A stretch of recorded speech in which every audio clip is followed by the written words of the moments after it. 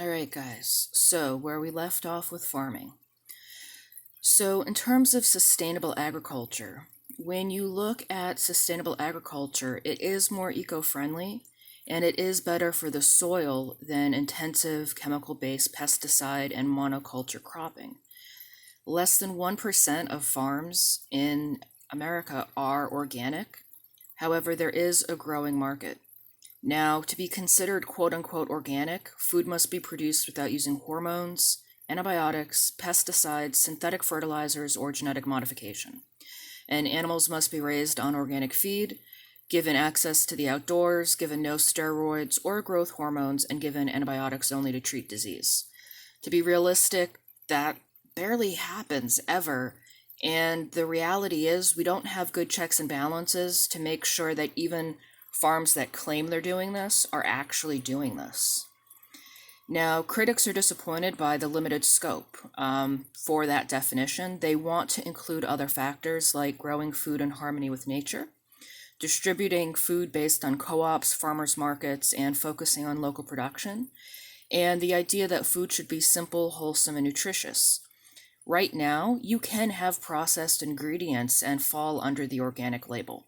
And some doubt whether organic growers can produce enough food to feed everybody because you have such a limited scope on how you can grow things. Now, one issue that we do have again is pests, but with very careful management, you can reduce pests without using pesticides. A lot of this requires behavioral changes in the farming. You need to use crop rotation. You want to use mechanical cultivation. Flooding the fields, you want to diversify the habitat. Maybe you want to adjust planting times around certain reproductive periods for pests. Doing polyculture, so having multiple plants growing at one time, and tilling at the right time to again be in line with insect life cycles.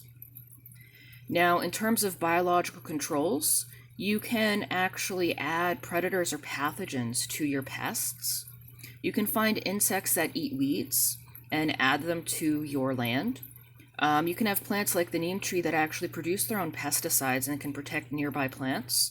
You can use bioengineering, but again, that then means that you're dealing with GMO crops.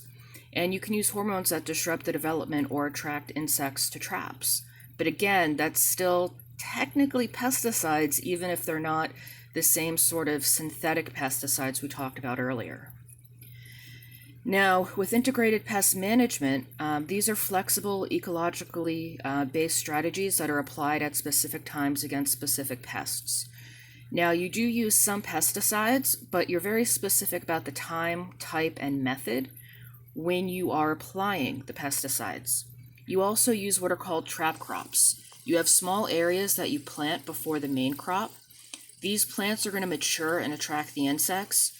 You then destroy that crop along with the pests so that they no longer exist to be a pest on your main crop.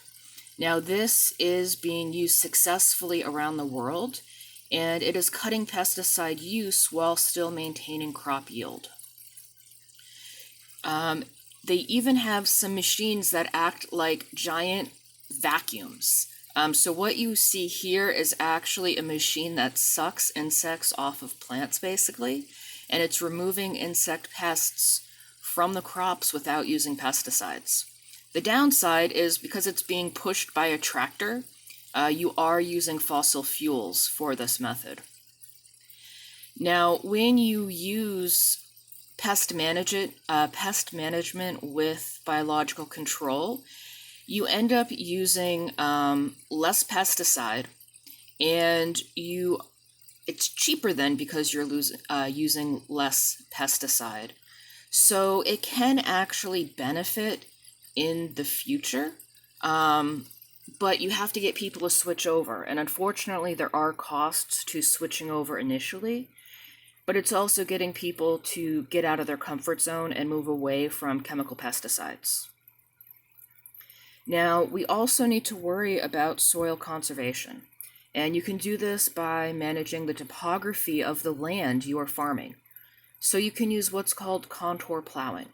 This is when you plow across a slope to slow the flow of water. You can have strip farming, where you plant different crops in alternating strips along contours.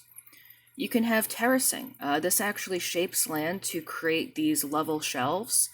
This actually helps to minimize water loss and soil loss. You can also plant perennial species which actually grow year-round. Now you can also provide ground cover.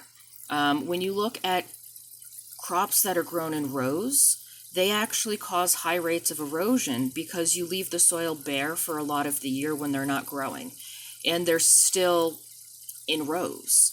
So if you plant cover crops like clover after the harvest, it means you have plants growing on the land, so you don't just have empty soil that can be blown away until you plant your next crop.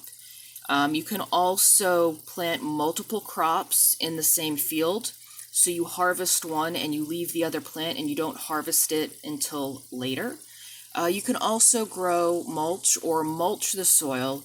So again, by putting that kind of like the cut grass on the surface, you are preventing wind and water erosion of that soil because there are no plants there. So the other thing is we do have low input sustainable agriculture. This tends to be small scale. You do not use synthetic chemicals. You raise animals like cows on grass, not grain. You only give antibiotics to treat disease. The downside is you don't get as much crop out of what you're growing, but the costs are lower and you can sell your product for more, so the net gain is higher, and it does help to preserve rural culture. And consumers do play an important role in terms of farming. So as we've mentioned, a vegetarian diet can actually reduce environmental impacts because it takes less grain to feed a person than it does to feed a cow to feed a person. By eating more organic products that are grown naturally with fewer pesticides, you have fewer environmental impacts related to pesticide use in what you're eating. You can also be a locavore. So this ties into the idea of why you should buy local seafood even, is that when you get food that comes from local habitats, it's seasonal, but you also are supporting local farms, local fishermen, and you're not causing as much pollution through the transportation of those goods across the country or across multiple countries to get to you. They do have CSAs where you actually pay a monthly fee and you get these weekly deliveries of farm goods. And I do believe that the horse farm has something like this where you can actually pay a monthly fee, and once a week or once a month you actually get eggs and vegetables and fruit from local farms based on what they're growing seasonally. And it is a good way to support local farms and cut your ecological footprint. All right, that is the end of chapter 9 on farming.